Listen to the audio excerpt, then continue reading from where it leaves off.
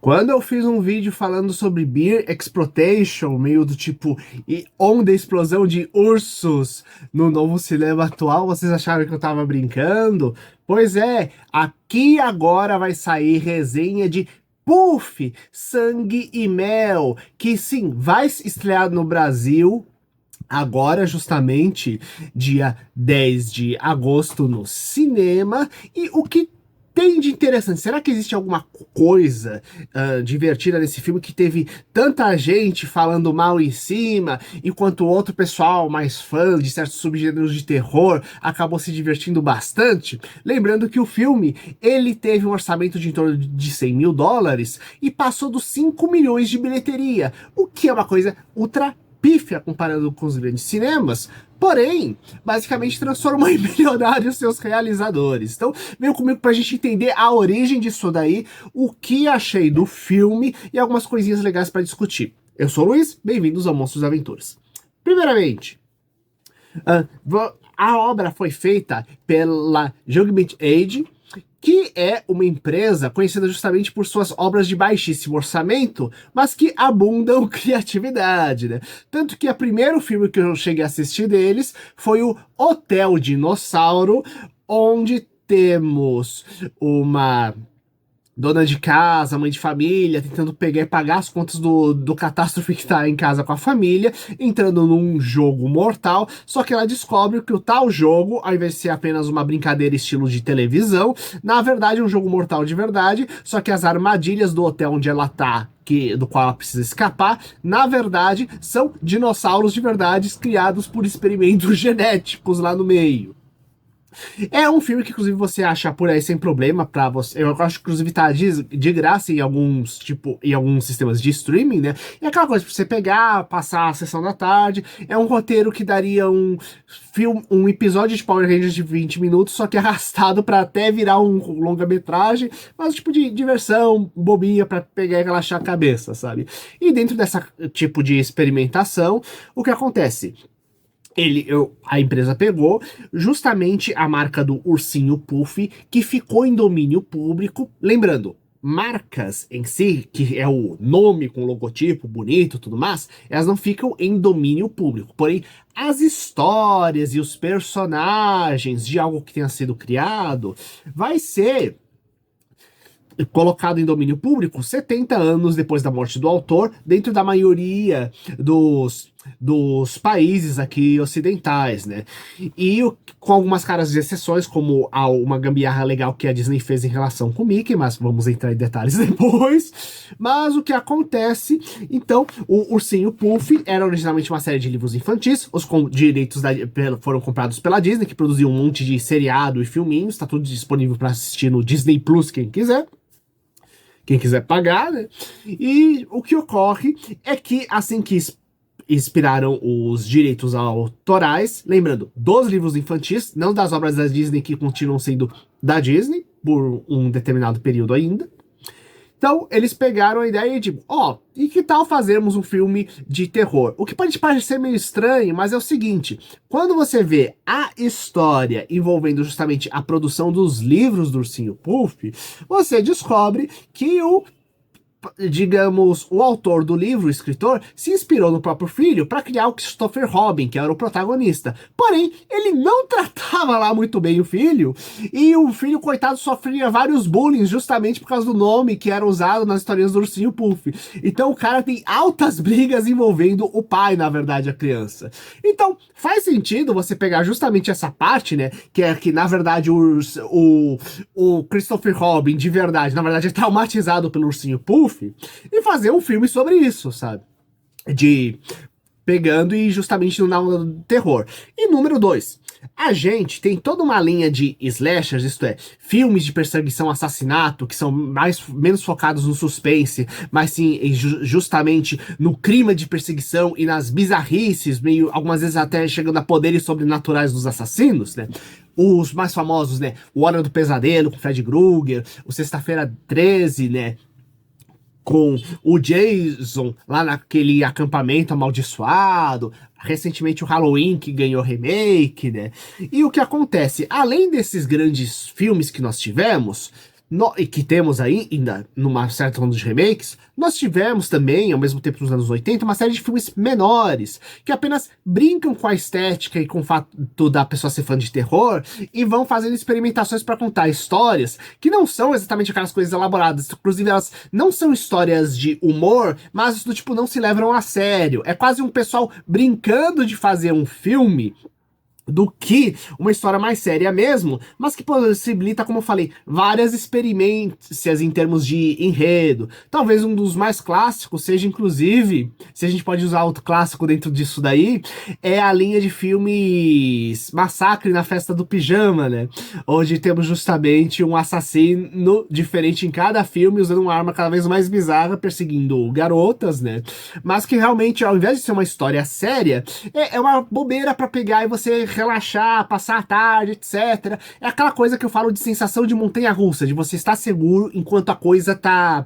Enquanto você pega e vê aquela coisa de terror indo. Então, nem sustos você vão achar no filme, nem a questão de suspense, de perseguir, de ver quem é o assassino e tudo mais. Não, é muito mais cenas de ação e perseguição e o gore da matança associado. Então, vamos falar exatamente qual é a trama. Aqui, Christopher Robin é um garoto que, quando pequeno, encontrou criaturas mutantes no meio da floresta, se é de origem científica, sobrenatural, alienígena, não sabe, só sabe que são seres bizarros, e que são seres humanoides, só que com traços de animais, cada um de um animal diferente. E o que acontece, quando ele ficou adulto, acabou tendo que sair para fazer faculdade, e quando ele retorna, descobre que as criaturas piraram, e aquelas que sobreviveram, até onde dá a entender, apenas o urso puff e o porco leitão, que aí tá mais pra um javali, sobreviveram e viraram monstros assassinos enlouquecidos, devido a um evento que pegou e teve na floresta, né? Dá pra gente até pensar se realmente foi um evento natural, já que eles não são exatamente criaturas naturais, ou se foi algum evento sobrenatural, ou se o tal inverno que causou o caos foi algum evento sobrenatural, inclusive tá atrelado à origem do personagem. Viu só como até um pequeno detalhezinho dá pra pegar e até criar uma ambientação legalzinha no processo? Aí então o que acontece é que ele acaba sendo perseguido por eles. Dessa forma, aquilo que eu contei agora acaba sendo os 10 primeiros minutos de filme e que acabam formando um curta-metragem por si só bem feitinho. Uma primeira metade feita em animação, onde começa quase como se fosse um livro desenhado à mão bonitinho, que vai ficando cada vez mais macabro à medida que as criaturas elas enlouquecem, né? E depois entrando no forma natural do filme, que é o live action, com Christopher Robin pegando, visitando a antiga Floresta Encantada, vendo que tudo tá devastado, e o local de habitação dos bichinhos, gente, é muito bem caracterizado até, a forma como as árvores, né? Uma coisa legal é que a gente não tem uma madeira pegada na outra, né? É como se você tivesse troncos inteiros e ramos de árvore, tudo alinhados de forma a criar casas complexas, sabe? Mostrando que eles não são exatamente... que aquela coisa é quase como se mesclando ao cenário, sabe? E vai ser reutilizado em outras vezes ao longo do filme, né? Então, essa parte é bem interessante. Dá até pra gente pensar esse início, né? Como uma forma de você pegar e repensar até onde você vai visitar suas coisas com nostalgia do passado, né? E descobre um monte de problemas que você não lembrava ou queria esconder ou deixou pra trás, sabe? Aquela coisa. Tanto a famosa, a gente fala, né? Teste de 15 anos, que você vai atrás de uma coisa que você gostava muito no passado e você percebe que não gostava mais ou que era, ou que você acha muito ruim agora, né? Ou pior, tem vários traumas do passado que você deixou de lado e quando você vai visitar aquilo, você começa a emergir e não sabe como lidar com ele, sabe? Então, e como a nostalgia muitas vezes é um verniz em cima disso, mesmo na ideia, né, o Christopher Robin com aquela ideia, não, esses são os bichinhos fofos que eu tinha tudo mais, né, você se pergunta até onde isso fez com que ele fosse preso ao invés de pegar e conseguir fugir direito das criaturas lá no meio, sabe? Inclusive, gente, são umas criaturas mó bizarras, né, impressão que, tipo... A impressão que dá é que, cadê os pais dessa criança enquanto ele era um jovem brincando no meio do mato com seres mutantes? Cadê o pai dessa criançada, sabe? Então dá pra fazer essas pequenas reflexões desse início. Depois disso, o filme, ele acaba indo numa onda mais de slasher genérico, onde tem uma... garota, a Alice, que é perseguida, que sofre uma série de perseguições de um criminoso, né? E ele vai, e após o cara ser preso, ela vai com as amigas pra um retiro, entre aspas, pra poder pegar e relaxar a cabeça, né? provavelmente devem ter ido pro próprio porque devia estar em baixo preço e ninguém viu as notícias de assassinato que estavam tendo na internet, né?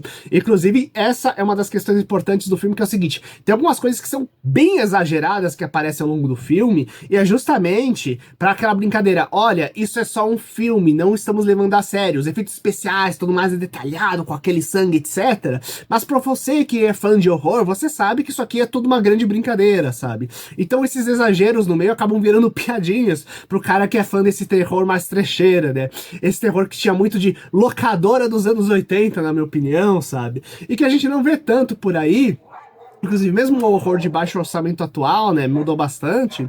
E uma coisa que a gente vê meio problemática é que se você tenta ir atrás desses materiais antigos, o pessoal fala tanto de nostalgia dos anos 80, só que, gente, temos uma quantidade absurda de material de antes dos anos 2000 que a gente não tem acesso. Meio que a gente tem as grandes produções dos grandes estúdios da época, elas têm, especialmente, a gente tem, principalmente porque muitos desses grandes estúdios têm os seus próprios sistemas de streaming, porém, os sistemas de...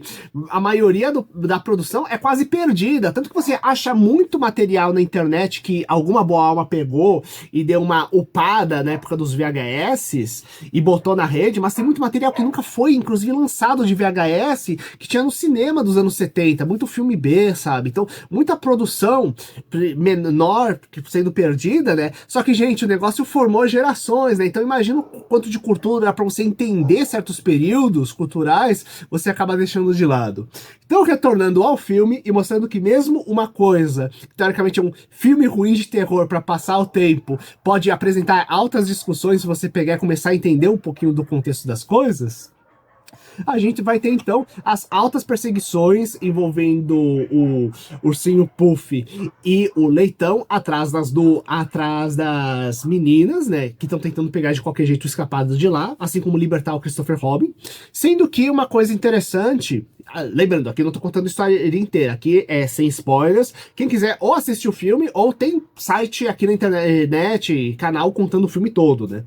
E o que acontece? A gente tem, então, a caracterização dos dois assassinos. Um, que é o meu favorito, é o Leitão, que aqui realmente, se lançasse um filme só, o Ataque do Homem Javali, eu acho que já seria divertido, né, por exemplo, porque ele realmente tem uma máscara de javali divertida, divertido no sentido de macabra para um filme de terror, né, usando correntes e martelos para poder pegar e atacar suas vítimas, dando uma caracterização própria na perseguição dele. E, número 2, o Ursinho Puff, ele é caracterizado, na verdade, como ele sendo super forte e tendo desenvolvido uma espécie de sadismo quando a mente dele enlouqueceu. Então ele ataca usando várias técnicas diferentes, né? Porém, ele acaba não saindo disso, ele acaba virando quase um slasher genérico, já que muitos dos personagens de filmes de terror, muitos slashers, assassinos, eles acabam sendo uma força que justamente é meio sobre-humana e acabam sendo sádicos, né? Então, tipo, acaba sendo meio genérico, né? Inclusive, mais pro final, a gente vai meio que poderes e habilidades que a gente nunca viu do Puff, ajudando a criar aquela onda de que, tipo, gente, esse filme é uma grande brincadeira de fã de terror pra fã de terror, sabe? Então, nesse sentido, se você não tá atrás de um filme de susto, não tá atrás de um filme de suspense investigativo, mas quer só algo pra passar o tempo, e você gosta daquelas coisas sanguinolentas dos anos 80, então, aqueles filmes menores que só quer dar uma relaxada, é uma boa pra você pegar e ver, especialmente se você gosta de filmes slashers e tá querendo assistir algum e realmente em cartaz no cinema vai ser o único no momento, sabe? E uma coisa importante, ele não é remake ou reboot de qualquer filme antigo, né? Ele pelo menos é uma coisa nova, como Terrifier 2, por exemplo, o próprio Terrifier que eu comentei aqui no canal, também, então é alguma tentativa de inovação no meio. Inclusive, uma coisa divertida é que o diretor desse filme, antes de fazer o Terrifier, antes de fazer o Ursinho Puff, um ano antes, ele chegou a fazer um filme sobre um coelhinho da Páscoa assassino. Na verdade, um cara vestido de coelho da Páscoa, que ataca as pessoas, né? Já, além de ter dirigido outros filmes da empresa, como o próprio Hotel Dinossauro, como eu falei. E devido ao sucesso absurdo que fez, afinal, você injeta um dinheiro e retorna mais de 10 vezes mais, né? Eles estão fazendo também de outras obras, né? Como Ursinho Puff 2 e também, que como eu falei pra vocês, dá pra até desenvolver umas coisas, qual a origem dos mutantes e tudo mais, fazer umas coisas mais elaboradas no meio. E outros clássicos, né? Como o Peter Pan, que eles estão fazendo, que também tem domínio público, e também tem altos problemas, sabe? Como, por exemplo, a questão da representatividade indígena, que é péssima dentro do universo do Peter Pan, sabe? Então, é claro que a gente pensa quais outros traumas e coisas vão trabalhar, e o quanto, na verdade, se a gente pensar que a ideia do Ursinho Puff é justamente pegar uma coisa clássica de infância e fazer uma versão terror, até onde se encaixa muito bem nessa onda de filmes dos anos 80, porque ele não tenta ser oitentista, mas nos anos 80 a gente teve uma quantidade absurda de desenhos animados justamente baseados em ursinhos fofos, sabe? Então faz sentido alguém que seja agora adulto, anos depois, se quiser fazer um filme sobre traumas da infância, pegar justamente ursinhos para pegar e representar esses traumas. Tanto que, justamente, o Five Nights at Freddy's, o novo, usa justamente bonecos animatrônicos, o principal deles de urso, justamente para trabalhar um pouquinho dessa questão no próximo filme que vai vir aí, né? E que a gente vai tentar assistir para conversar aqui do canal. E vocês? Quais outros filmes de terror, quais outros slashers vocês já assistiram que gostam? Coloque aqui embaixo, compartilhe com seus amigos e até o próximo vídeo. Falou!